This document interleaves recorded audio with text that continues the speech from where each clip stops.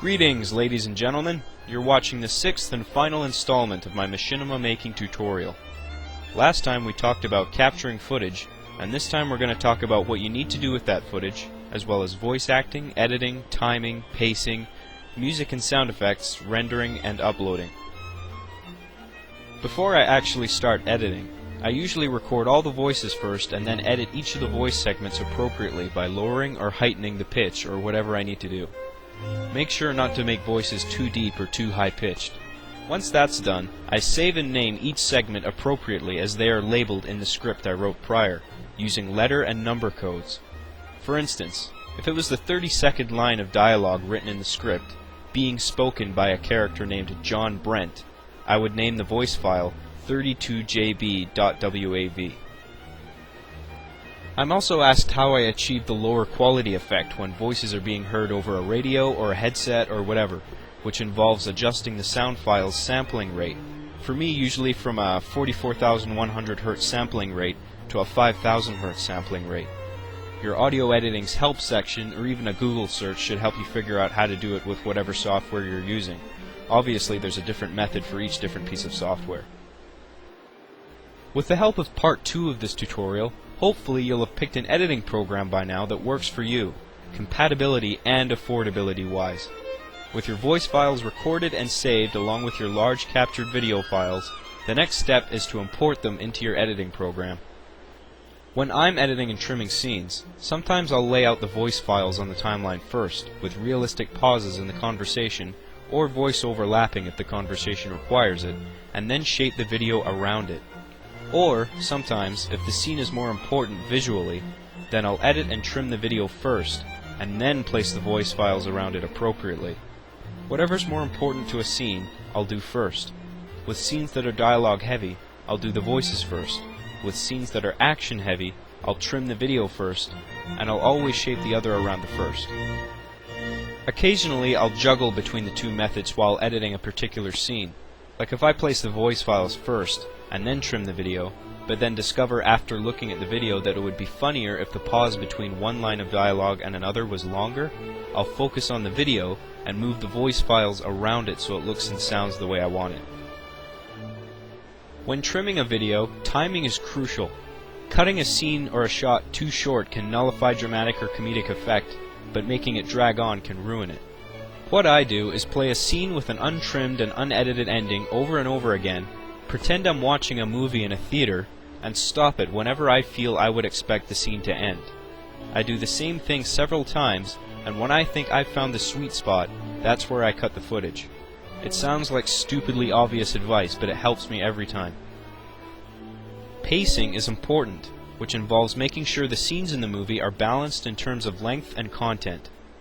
Having a long scene in a movie isn't necessarily a bad thing, as long as its content serves a point and is justified, and is placed in an appropriate part in the film relative to the length and content of the other scenes. Audio is everything. From the days I started out until recently, I was using all kinds of different musical pieces from major motion pictures and composers, but due to a recent copyright crackdown, I've had to be more careful. This meant purchasing my own small library of royalty-free music on the internet, which was a few $100s. It's not cheap, but for your machinima, and if you're serious about video production, I recommend this path over using any copyrighted material. And don't forget, you could always use the Halo 3 soundtrack if you wanted, since currently, permission to use it is given on Microsoft's game content usage rules. It could be subject to change, however, so be sure to go over it every now and again. Sound effects are important too, and can really put emphasis on a certain moment or action. Sometimes Halo 3's in-game sound effects might not suffice, or maybe they need to be louder for a particular shot, but heightening the game volume would mean also heightening the background noise in the game, which might defeat the purpose of increasing the volume to make a certain sound more apparent. That's where your sound effects come in handy, and can be placed over the sound effects in the game. Don't worry so much about your added sound effects not being consistent with the in-game sound effects. If you think a certain sound would make a particular shot or scene great, go for it. Like with anything else though, stay within the realm of reason. Once you've wrapped up your film with some nice looking credits, it's time to render. Typically I do my final renders in WMV format. If you plan on uploading your film to the internet, which is most likely the case, then you should render at a resolution no more than 640 by 480, and since it's audio that's the big file size hogger, make sure the audio is rendered at a level of quality that sounds half decent and keeps your film around, say, if your film is about 8 minutes long, 20 megabytes.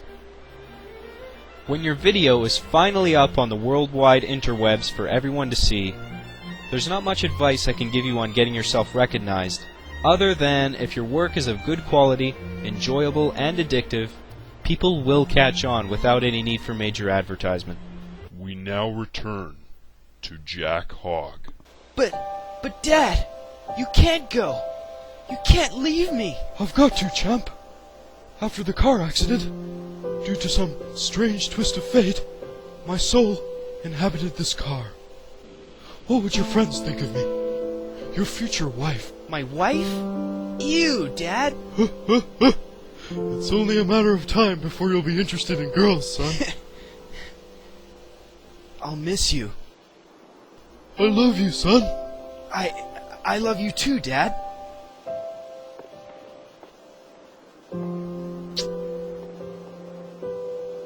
Daddy's gotta go now, son. I've got to go. To space. Goodbye, son.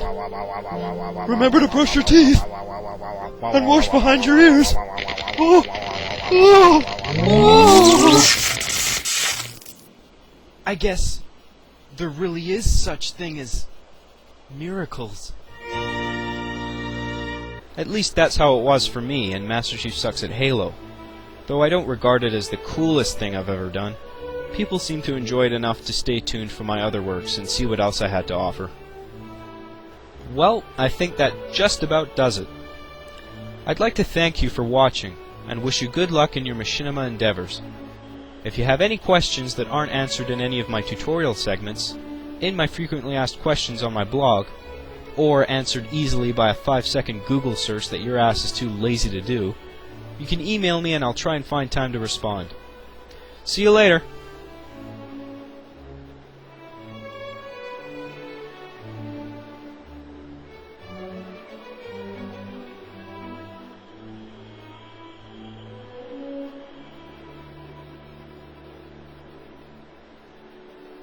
You're supposed to stop the video now. Go away!